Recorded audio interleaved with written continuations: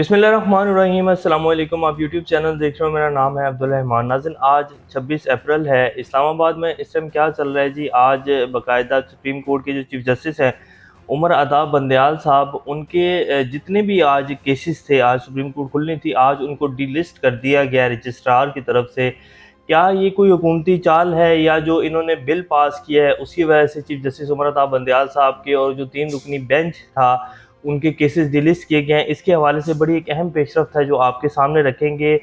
मुज़ाकरात का अमल कहाँ तक पहुँचा है? कल जो परवेज़ खटक साहब हैं, वज़ीर आला KP के भी रह चुके हैं, PTI के सीनियर रहनुमा, उनकी जो ज़ौजा हैं वो कल जो है वफ़ात पा गई हैं। तो उसमें तमाम जितने सीनियर रहनुमा थे नून लीग के, PTI के, वो वहाँ ताज़ियत पर गए हुए थे, वहाँ मुलाकात हुई है। उस मुलाकात में क्या बातचीत हुई है, बड़ी एक अहम पेशरफ्त हुई है, वो भी आपके सामने रखेंगे। कल DG ISPR की तरफ से जो हमारे नए DG ISPR हैं, पहली उन्होंने प्रेस ब्रीफिंग दी है। उसमें उन्होंने क्या कहा है, एक सियासी जमात के ऊपर बाकायदा ये उनकी तरफ से कोट किया गया कि जी एक सियासी जमात को जब निशाना बनाया जाएगा तो पूरे मुल्क में इंतशार फैलता है। और उन्होंने क्या क्या कहा है वो भी आपके सामने रखेंगे।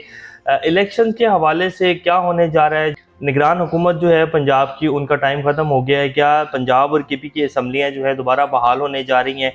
ये सारी अपडेट्स आपके सामने रखेंगे। इससे पहले अगर आप लोगों ने चैनल को सब्सक्राइब नहीं किया तो रेड बटन को प्रेस कर लें और बेल आइकॉन को भी प्रेस कर लें ताकि लेटेस्ट अपडेट्स आप लोगों को मिलती रहे और ये जो हमारा ताल्लुक है ऐसे ही जुड़ा रहे। मौलाना फजलुर रहमान साहब ने कहा है कि जी अगर मुज़ाकरात होते हैं तो हम इन मुज़ाकरात का जो अमल है इसका हिस्सा नहीं होंगे, हम अपना लाहे अमल जो है वो अलग तय करेंगे। MKM के जितने भी MNAs हैं, जितने भी कौमी असम्बली के रुकन हैं, उन्होंने आज अपने जो मकबूल साहब हैं जो उनके कन्वीनियर हैं और कह लें कि चेयरमैन है पार्टी के, उनको इस्तीफ़े पेश कर दिए हैं। MKM भी क्या अलहदा होने जा रही है, मरदम शुमारी के जो नताइज आए हैं वो डिटेल्स आपके सामने रखते हैं। लेकिन जो DG ISPR ने प्रेस कॉन्फ्रेंस की जो बड़ी इंपॉर्टेंट है और कल से जो है इसके ऊपर बहुत ज़्यादा बात हो रही है, उसके हवाले से कुछ अहम पॉइंट्स हैं जो आपके सामने रख देते हैं।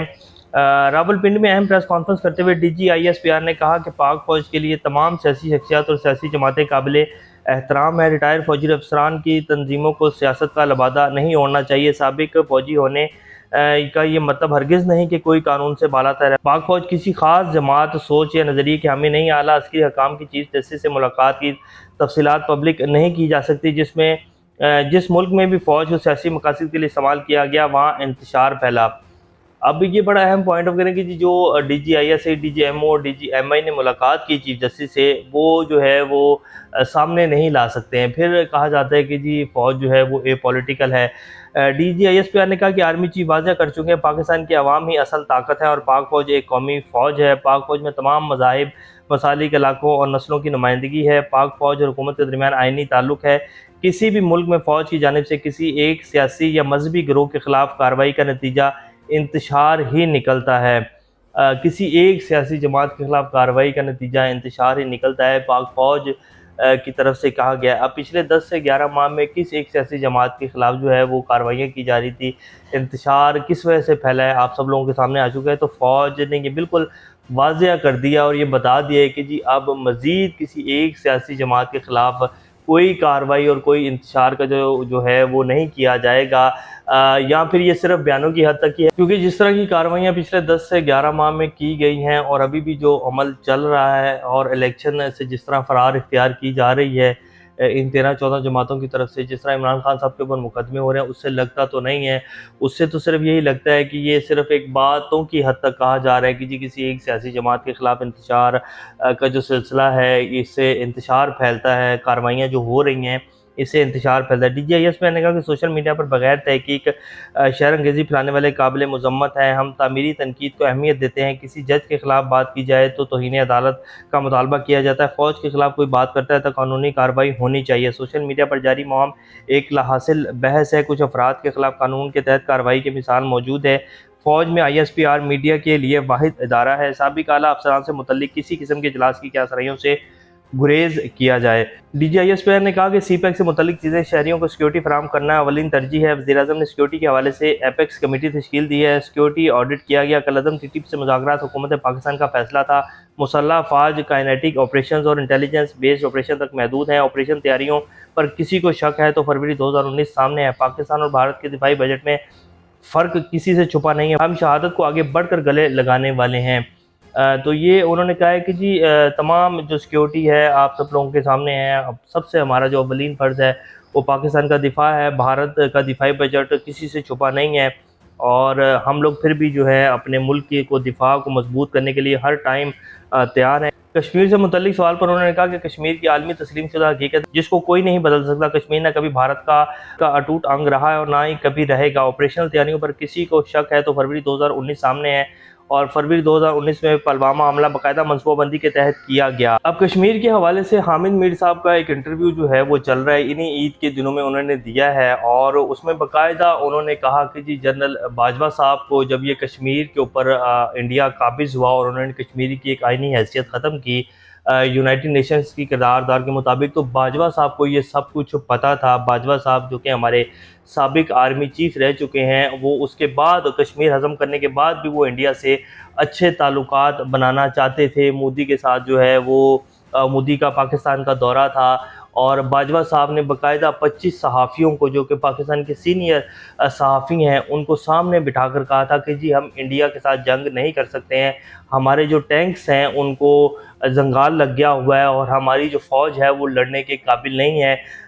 ये बातें जो हैं ये चल रही हैं। हामिद मीर साहब का जो इंटरव्यू है, अब क्या इन बयानात के ऊपर जो बाजवा साहब ने दिए या जो हामिद मीर साहब जो है नेशनल टीवी के ऊपर बैठ कर दे रहे हैं, क्या इसके ऊपर बाजवा साहब को जो है पूछना नहीं चाहिए कि जी आपने 25 सहाफ़ियों को बिठाकर ये कैसे कहा कि जी हमारी फ़ौज जो है वो लड़ने के काबिल नहीं है और हमारे जो टैंक्स हैं वो जंग आलूद हो चुके हैं, और क्या बाजवा साहब का इसके ऊपर कोर्ट मार्शल नहीं होना चाहिए? और अगर क्या ये हामिद मीर साहब सिर्फ गलत बयानी के साथ काम ले रहे हैं, तो वो दूसरे 25 सहाफ़ी कौन थे? और जिस प्रोग्राम में हामिद मीर साहब बैठे हुए थे, वो जो सहाफ़ी थी वो भी कह रहे थे कि हाँ जी, हम भी उस टाइम मौजूद थे। तो क्या इन सब लोगों से नहीं पूछना चाहिए कि ये जो 25 सहाफ़ी थे, क्या बाजवा साहब ने ये बात कोट की थी या नहीं की थी? क्या ये सिर्फ एक झूठा बयानिया जो है वो नेशनल टीवी के ऊपर बैठकर फैलाया जा रहा है? तो ये बहरहाल जी कुछ ख़बरें हैं जो हमने आपके सामने रखी हैं। डीजीआईएसपीआर की प्रेस कॉन्फ्रेंस थी, उन्होंने तमाम जो सिक्योरिटी के हवाले से जो मेजर्स लिए जा रहे हैं और जिस तरह के ऑपरेशंस चल रहे हैं दोबारा से, और जिस तरह सिक्योरिटी के मामला दोबारा से ख़राब किए जा रहे हैं। कल ही सवात में जो है वो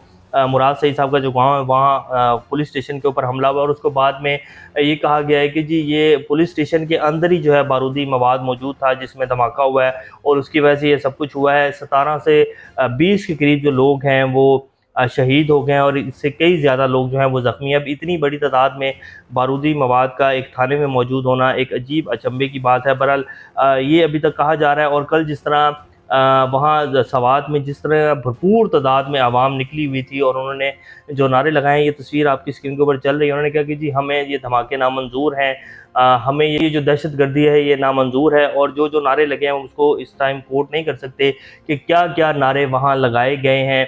ये जो दहशतगर्दी है इसके पीछे डैश और पता नहीं क्या क्या कुछ कहा गया है। तो लोग जो हैं जी उनको पता चल चुका है कौन है इस सबके पीछे, कौन क्या करवा रहा है। अब ये वो 1980 या 1990 वाला पाकिस्तान नहीं है, सोशल मीडिया का पाकिस्तान है। पाकिस्तानी जहाँ जहाँ रह रहे हैं उनको सब कुछ पता है कि कौन इस टाइम क्या किरदार अदा कर रहा है पाकिस्तान में, किसका क्या हिस्सा है, कौन डॉलरों के ऊपर बिका हुआ है। तो ये सारी बातें अब सब लोगों के सामने आ चुकी हैं। तो बहरहाल ये कल प्रेस कॉन्फ्रेंस थी जी डीजीआईएसपीआर की तरफ से जो की गई है। अब आपको चीफ जस्टिस का जो बेंच आज वो हुआ है वो आपके सामने रखते हैं। ये जी इस टाइम इस्लामाबाद में बड़ी गर्दिश कर रही है खबर। रजिस्ट्रार सुप्रीम कोर्ट ने मुकदमात डी लिस्ट होने का नोटिफिकेशन जारी कर दिया था। हम नोटिफिकेशन में बेंच डी लिस्ट करने की वजूहत नहीं बताई गई। चीफ जस्टिस पाकिस्तान के बेंच में जस्टिस जमाल मंदोखिल, जस्टिस अतर मिनेला भी शामिल थे। बेंच के सामने आज 12 मुकदमात समाअत के लिए मुकर्रर किए गए थे। सुप्रीम कोर्ट अलामी में बताया गया कि चीफ जस्टिस पाकिस्तान का बेंच जो है चीफ जस्टिस की अदम दस्तयाबी के बायस मुलतवी किया गया। चीफ जस्टिस की खराबी सेहत के बायस आज सुप्रीम कोर्ट नहीं आए, इस वजह से बेंच जो है उसको डिलिस्ट किया गया और उनके तमाम मुकदमा जो हैं वो कल सुने जाएंगे। मरदमशुमारी को लेके जी एमकेएम के जितने अरकान असम्बली हैं उन्होंने इस्तीफ़े जो हैं वो पेश कर दिए हैं खालिद मकबूल सिद्दीकी साहब को, और वो कहते हैं कि जी मरदमशुमारी के जो अभी तक रिज़ल्ट्स आए हैं उनमें 25 लाख घराने जो हैं उनको निकाल दिया गया है, उनका कोई तो पता ही नहीं है। तो अगर इसी मरदमशुमारी को जो है नाफिजुल अमल किया गया तो हम हुकूमत से अलहदा होने जा रहे हैं। उन्होंने तमाम अपने इस्तीफ़े जो हैं कन्वीनियर साहब जो इनके खालिद मकबूल सिद्दीकी साहब हैं उनको आज पेश कर दिए हैं और अब वो आज वज़ीर-ए-आज़म से मुलाकात करने के भी ख्वाहिशमंद हैं कन्वीनियर साहब, और वो कह रहे हैं कि जी हम इस्तीफ़े दे देंगे। वैसे MQM जो है ये इस्तीफ़े इस तरह काफ़ी कभी ले लेते हैं, कभी रख लेते हैं, कभी ले लेते हैं, कभी रख लेते हैं। इनका कोई ख़ास नज़रिया नहीं है, ये सिर्फ़ कराची की सियासत तक हैं और वो भी इनकी तकरीबन ख़त्म हो चुकी है सियासत। ये सिर्फ़ एक जो है एक ड्रामेबाज़ी की हद तक जो है ये इस तरह के काम करते हैं और इसके अलावा इनका कोई आईनी किरदार या कोई ये पाकिस्तानी अवाम की मोहब्बत में कोई ऐसा इनका ख़ास किरदार जो है वो नहीं है। ये सिर्फ़ एक कॉल के ऊपर चलते हैं, जब इन्हें कॉल कर दी जाती है तो ये भागकर जो है हुकूमत में शामिल हो जाते हैं और जब ये साइड इनको कॉल की जाती है तो ये हुकूमत से बाहर हो जाते हैं। मौलाना फजलुर रहमान साहब जो हैं उन्होंने बड़ी अहम खबर दी है और वो कह रहे हैं कि जी वज़ीर-ए-आज़म शहबाज शरीफ और हुक्मरान इत्तेहाद की जानिब से मौलाना फजलुर रहमान की जमात को पाकिस्तान तहरीक-ए-इंसाफ PTI से मुमकिना मुज़ाकरात के लिए कायल करने की कोशिशों के बावजूद जमीयत उलमा इस्लाम बदस्तूर इस इक़दाम की मुखालफत कर रही है। हुक्मरान इत्तेहाद में शामिल तकरीबन तमाम जमातों ने PTI के साथ मुज़ाकरात के ज़रिए सियासी बहरान ख़त्म करने के लिए आमादगी ज़ाहिर कर दी है, लेकिन जमीयत उलमा इस्लाम सरतोड़ कोशिशों खुसूसन पाकिस्तान पीपल्स पार्टी की कोशिश के बावजूद सख्त मौक़िफ़ अपनाए हुए है। वफाकी वज़ीर इत्तलात मरियम औरंगज़ेब ने तस्दीक किया कि हुक्मरान इत्तेहाद के अंदर मुज़ाकरात के एक और दौर बुध को होगा। इजलास की सदारत वज़ीर-ए-आज़म शहबाज शरीफ करेंगे, जहाँ मुमकिना तौर पर अपोज़िशन जमातें PTI सुप्रीम कोर्ट के फैसले और अदालत की जानिब से पंजाब में इंतखाबात के लिए दी गई तारीख पर तबादला ख्याल होगा। मौलाना फजलुर रहमान साहब कहते हैं कि अगर इमरान खान साहब के साथ मुज़ाकरात करने हैं तो मैं इन मुज़ाकरात का हिस्सा नहीं हूँगा और GUI जो है वो अपना लाहे अमल अलग से तय करेगी। जैसे कि हमने पहले भी आपके सामने रखा कि मौलाना साहब ने ये तमाम जितनी भी कश्त काटी है पिछले 10 से 11-12 माह में, इन सब जमातों को इकट्ठा किया, फिर PTM बनी और इमरान खान साहब को साइड पर किया। उनका सिर्फ़ और सिर्फ एक ही मकसद था और वो ये था कि जी वो सदर पाकिस्तान बनना चाहते हैं, तो उनको वो तो कुछ मिला नहीं। अब दोबारा जब उन्हें पता है कि इलेक्शन होगा और ये इलेक्शन की तरफ जा रही हैं तमाम जमातें, तो इमरान खान दोबारा वज़ीर-ए-आज़म बन जाएगा, उसकी हुकूमत 100% आ रही है, तो मुझे क्या मिलेगा? तो उन्होंने कहा कि इसी तरह जो है साइड पर हो जाओ, मिलना तो हमें कुछ है नहीं, तो अपनी बची कुची इज़्ज़त जो है उसको बचा लो। इमरान खान साहब का कल जी पार्टी का यौम तासीस था, उस पर उन्होंने बात करते हुए कहा, जो सबसे अहम बात उन्होंने की, उन्होंने कहा कि जी ये तमाम जमातें कहती हैं कि जी मुझ पर इस्टेब्लिशमेंट का हाथ था और मैं इस्टेब्लिशमेंट की जमात हूँ। हमारी जो जमात है, हमने पिछले ये जो 6 माह के अंदर 3 से 4-5 माह के अंदर 37 नशिस्तों के ऊपर ज़िमनी नशिस्तों के ऊपर इलेक्शन हुए, जिसमें 30 सीटें PTI ने जीती हैं। मैं चैलेंज करता हूँ आप सब लोगों को, अब तो इस्टेब्लिशमेंट भी आपके साथ है और आप लोगों को तमाम सपोर्ट जो है वो हासिल है। अब आप इलेक्शन में आ जाएँ, अब आप इलेक्शन में क्यों नहीं आ रहे हैं?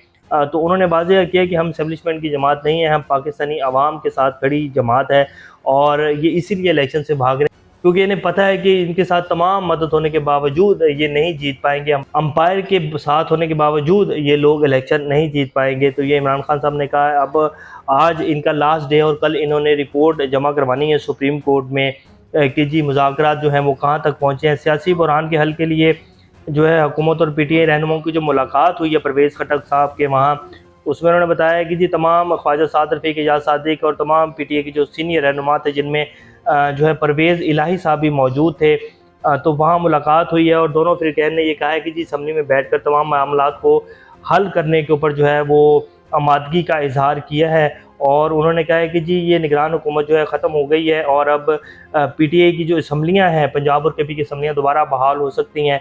तो अभी तक तो ये आमादगी ज़ाहिर की जा रही है, देखते हैं अब आगे क्या बनता है। कल रिपोर्ट जमा करवानी है।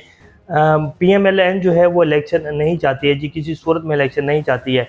अब कल जब रिपोर्ट सामने आएगी तो उसमें पता चलेगा कि क्या बनता है, लेकिन ये जो मर्ज़ी भी कर लें जी, या तो 14 मई को पंजाब में इलेक्शन होंगे या ये 14 मई से पहले असम्बलियाँ तोड़ेंगे और फिर जो है इलेक्शन तमाम पाकिस्तान में आगे जाएँगे। तो ये भी लेटेस्ट अपडेट्स है। चैनल नेक्स्ट अपडेट्स का दोबारा आप लोग सामने हाज़िर होंगे, तब तक अपना और चैनल का ख्याल रखिएगा। अल्लाह हाफ़िज़।